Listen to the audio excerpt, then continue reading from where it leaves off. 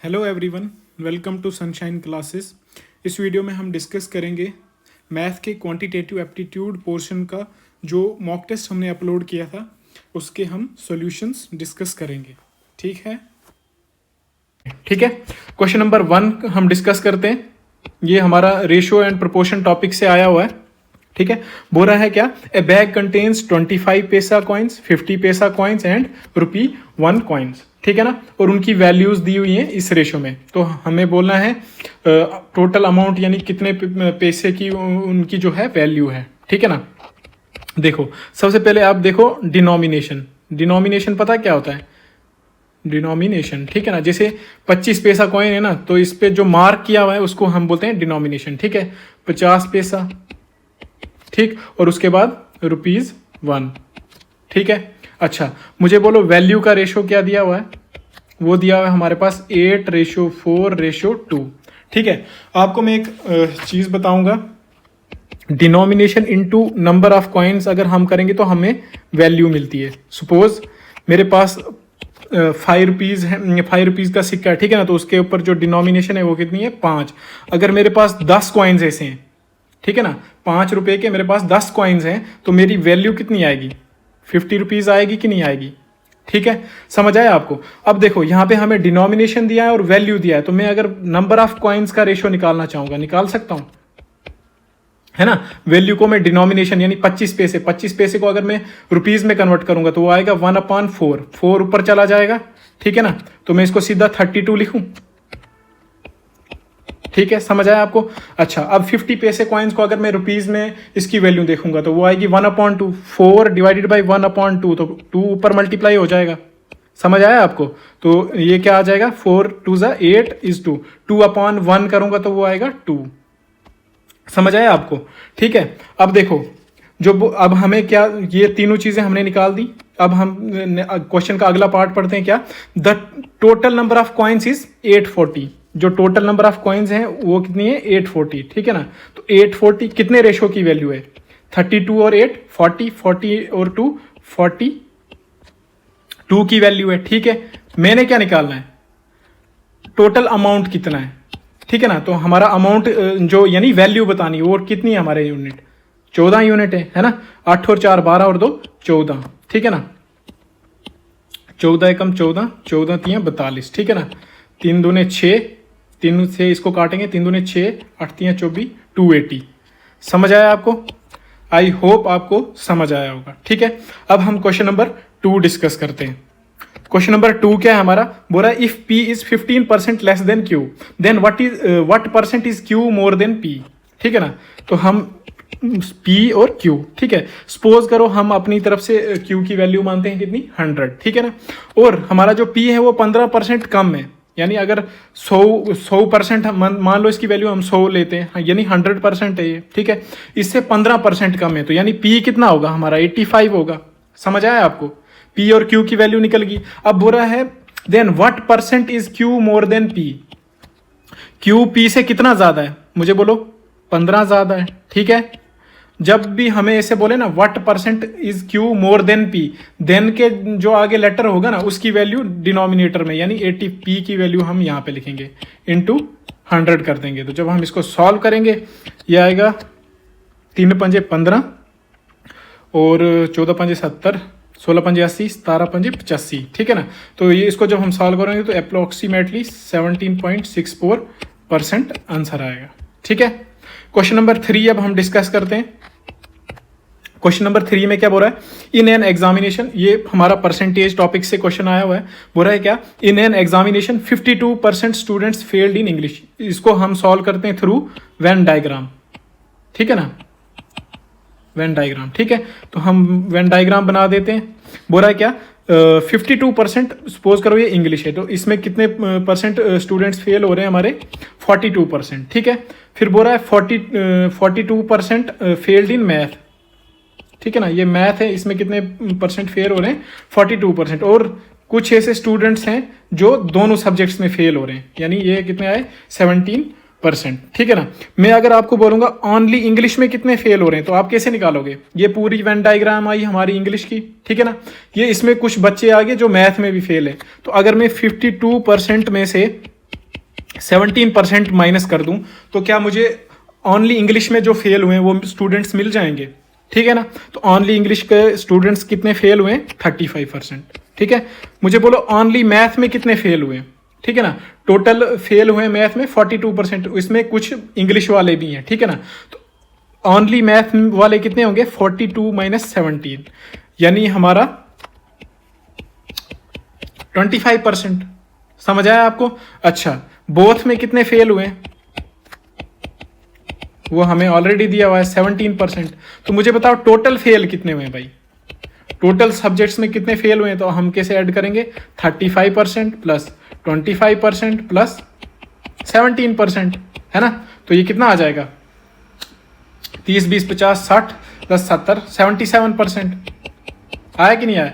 अगर अब total students कितने हैं, कोई भी एक क्लास है उसमें टोटल स्टूडेंट्स कितने होते हैं अपने आप में 100% होते हैं, उसमें से अगर 77% फेल हुए तो पास कितने हुए होंगे, 23%। समझ आया कि नहीं आया आपको, ठीक है। क्वेश्चन नंबर 4 हम डिस्कस करते हैं। इसका सम बताना है हमने, 1/2 प्लस 1/6 प्लस 1/12 प्लस 1/20 प्लस 1/30, ठीक है ना।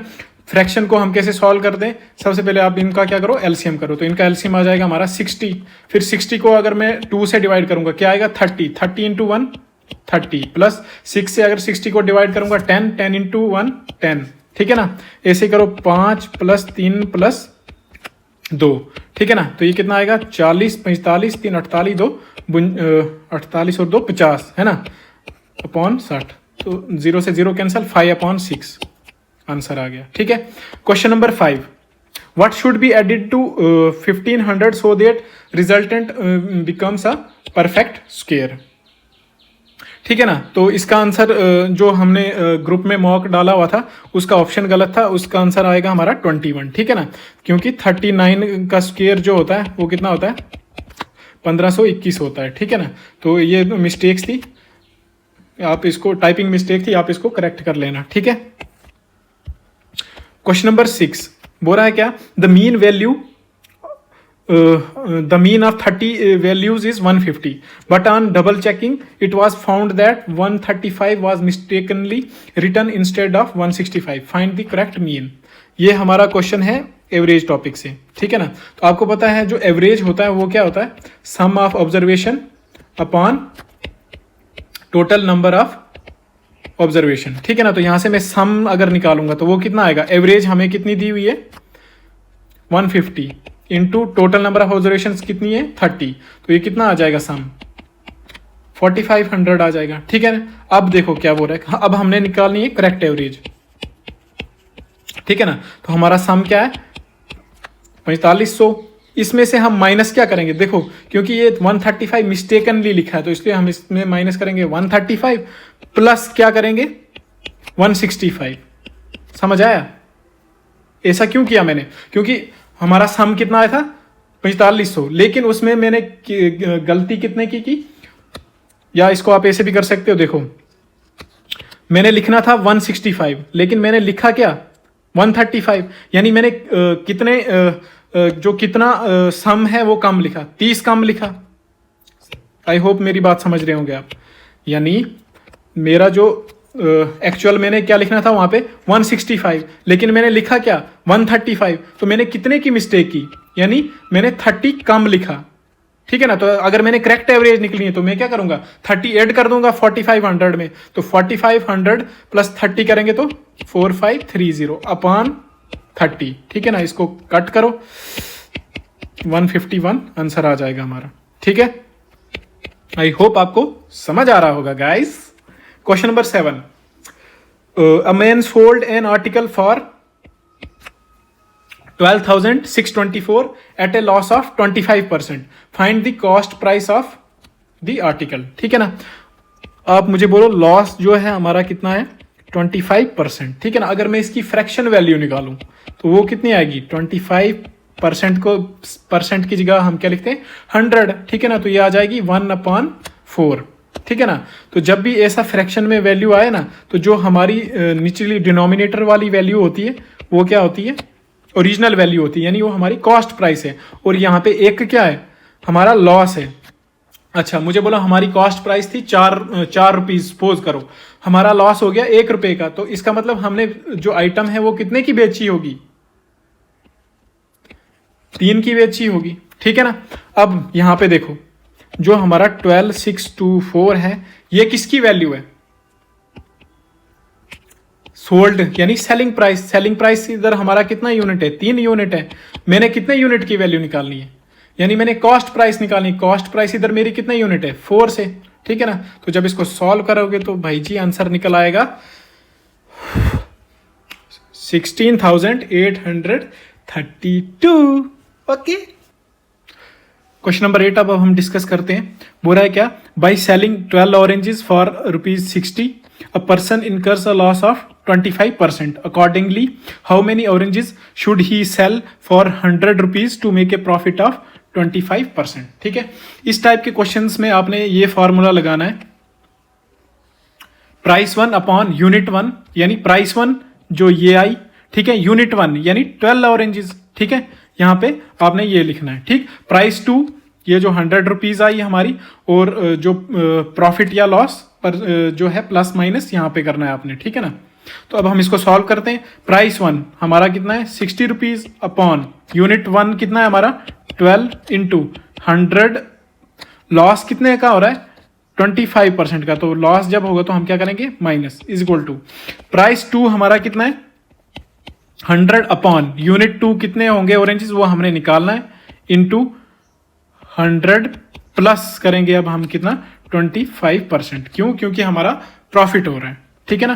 तो जब हम इसको सॉल्व करेंगे ये क्या आ जाएगा? 60 upon 12 into 75 is equal to 100 upon unit 2 into 125, ठीक है। जब आप इसको सॉल्व करेंगे तो यूनिट 2 आ जाएगा हमारा 12, ठीक है। आई होप आपको समझ आया होगा।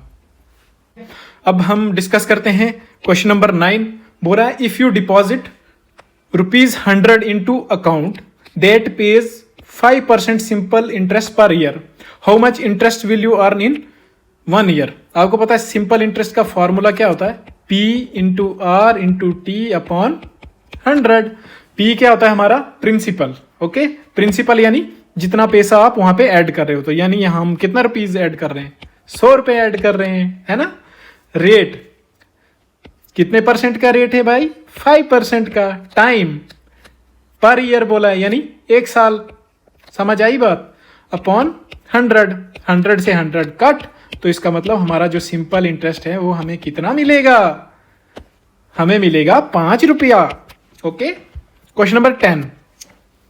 What is the total amount you will have after 2 years if you invest ₹200 at a simple interest rate of 10%? सबसे पहले आप सिंपल इंटरेस्ट कैलकुलेट कर दो, कितना मिलेगा? आपको पता है P into R into T upon 100। तो हमारा प्रिंसिपल कितना है? ₹200। रेट कितना है? 10%, है ना। और टाइम कितना है हमारा? 2 years अपॉन 100, है ना। इससे 2 कैंसल, तो 10 दूने 20 दूने 40। तो सिंपल इंटरेस्ट आया हमारा ₹40। तो जब हमने अमाउंट निकालना होता है, टोटल अमाउंट, इसका अमाउंट का फॉर्मूला याद रखना। अमाउंट होता है principal plus simple interest. Principal हमारा कितना था गाइस? ₹200 प्लस सिंपल इंटरेस्ट कितना है? ₹40। तो यानी आपको कितना मिलेगा? 240 मिलेगा। वाह। Question number 11। A can complete a piece of work in 10 days। ठीक है, ए भाई है, ये कितने दिन में काम कर लेता है? 10 दिन में, ठीक है ना। बी कितने दिन में करता है? 15 दिन में, ठीक है ना। तो आपको पता क्या करना होता है इस टाइप के क्वेश्चंस को सॉल्व करने के लिए? सबसे पहले आप टोटल वर्क निकाल दो, यानी टोटल वर्क कितना है। टोटल वर्क कैसे निकलेगा? एलसीएम निकालना है आपको 10 और 15 का, ठीक है ना। तो 10 और 15 का एलसीएम आ गया हमारा 30। एलसीएम निकालना आता है आपको? 10 और 15 का एलसीएम निकालना है अगर मैंने, ठीक है ना। 2 से मैं डिवाइड करूंगा, ठीक है, फिर 3 से डिवाइड करूंगा, फिर 5 से डिवाइड करूंगा, है ना। 35 15 दूने 30। समझ आया आपको? यानी टोटल वर्क कितना है? 30। और ए उसको कितने दिन में करता है? 10 दिन में। इसका मतलब ए एक दिन में कितना काम करता है? 3 यूनिट। समझ आया? और बी की एफिशिएंसी क्या है, अगर टोटल काम हमारा 30 यूनिट का है और वो 15 दिन में करता है, तो यानी एक दिन में कितना काम कर रहा होगा, 30/15 यानी 2 यूनिट। समझ आया? अब हमारा टोटल, अब हमें बोल रहा है ए और बी साथ में मिलके काम करेंगे, ठीक है ना। तो टोटल वर्क कितने दिन में होगा, ठीक है ना। टोटल वर्क कितना है हमारा 30 यूनिट, ठीक है ना। और एक एक दिन की एफिशिएंसी ए और बी की कितनी आएगी, 3 और 2 5 यूनिट। तो इसको सॉल्व करेंगे तो हमारा कितना आ जाएगा 6, यानी 6 डेज लगाएंगे वो टोटल काम को साथ में करने के लिए, ठीक है। क्वेश्चन नंबर 12 है हमारा, 8 men can complete a piece of work in 5 days, how many man are required to complete the same work in 10 days, ठीक है ना। तो इसका MDH का कंसेप्ट होता है, यानी M1 D1 T1 upon W1 is equal to M2 D2 T2 upon W2, ठीक है ना। ये एक फार्मूला होता है, ठीक है। तो यहां पे देखो 8 मैन, M यानी मैन, D आ गया डेज, T यानी टाइम, कितने आवर्स पर डे काम कर रहे हैं, W1 यानी वर्क, W2 यानी वर्क 2, ठीक है ना। तो हमारे जो 8 मैन है, तो M1 की जगह मैं क्या लिखूंगा, 8 मैन इंटू कितने दिन में कर रहे हैं 5 डेज में, ठीक है। अब टाइम हमें दिया नहीं है तो यहाँ पे हम लिखेंगे नहीं, अपॉन W1, काम क्या है, सपोज करो W1 ही है, ठीक है। उसी काम को करना है तो नीचे अगले में भी W1 ही आएगा क्योंकि सेम काम है ना। मैन की जगह हम लिखते हैं question mark into 10 days, D2 की जगह क्या लिखेंगे हम 10 डेज, ठीक है ना। W1 से W1 कैंसल, 8 5 40 अपॉन 10 इधर आ जाएगा, है ना, is equal to question mark. तो यानी क्वेश्चन मार्क की जगह क्या आंसर आ जाएगा हमारा 4 मैन, ठीक है ना। 4 मैन अगर आएंगे तो सेम काम को 10 दिन में कर देंगे। आई होप आपको समझ आ रहा होगा guys, okay. Question number 13, question number 13 इस टाइप के क्वेश्चंस हम कैसे सॉल्व करने होते हैं। जैसे देखो हमें ये इसका A:B:C का रेशो निकाला है, तो सबसे पहले आप क्या करो 7A = 4B कर दो, तो A/B क्या आ जाएगा 4/7, यानी A/B क्या है 4:7, ठीक है।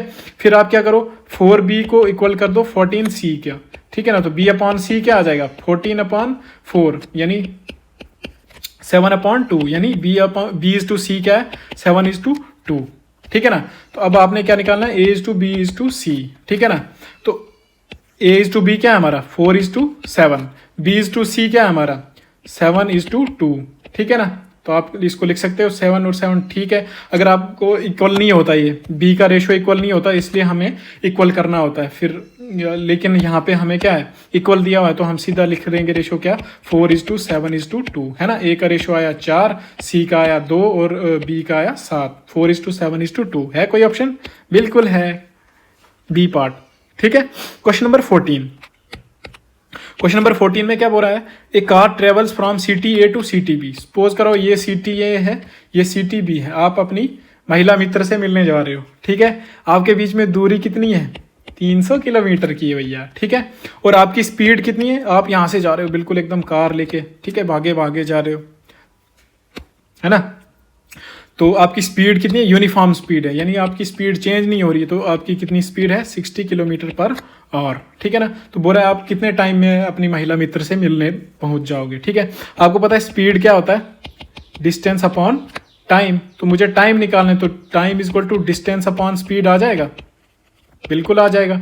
डिस्टेंस कितना है 300 का है, आपकी स्पीड कितनी है 60 km/h, 10 से 10 कैंसल, 6 5 30, यानी 5 आवर्स के बाद आप मिल जाओगे भाभी को, ठीक है। क्वेश्चन नंबर 15 हम फिर से डिस्कस करते हैं। क्या बोल रहा है, a shopkeeper marks an article at 800, ठीक है। He sells it after 2 successive discounts of 10% and 5%। If he makes a profit of 20% on CP, find cost price, ठीक है ना।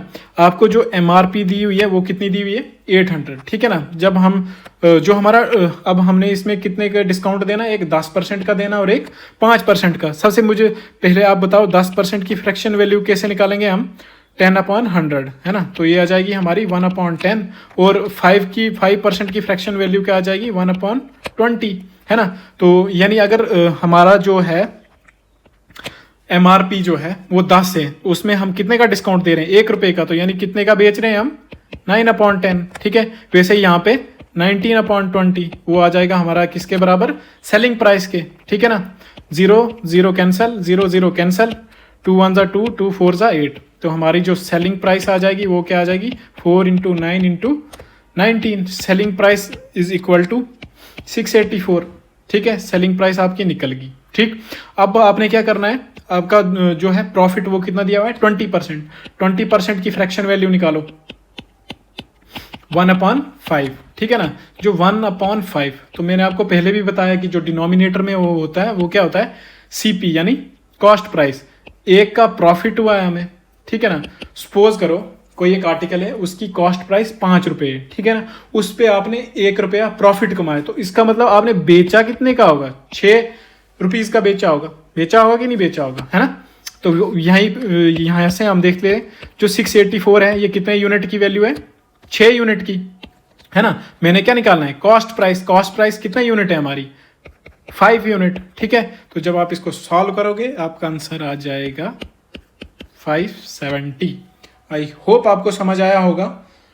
Do like the video, okay, bye bye.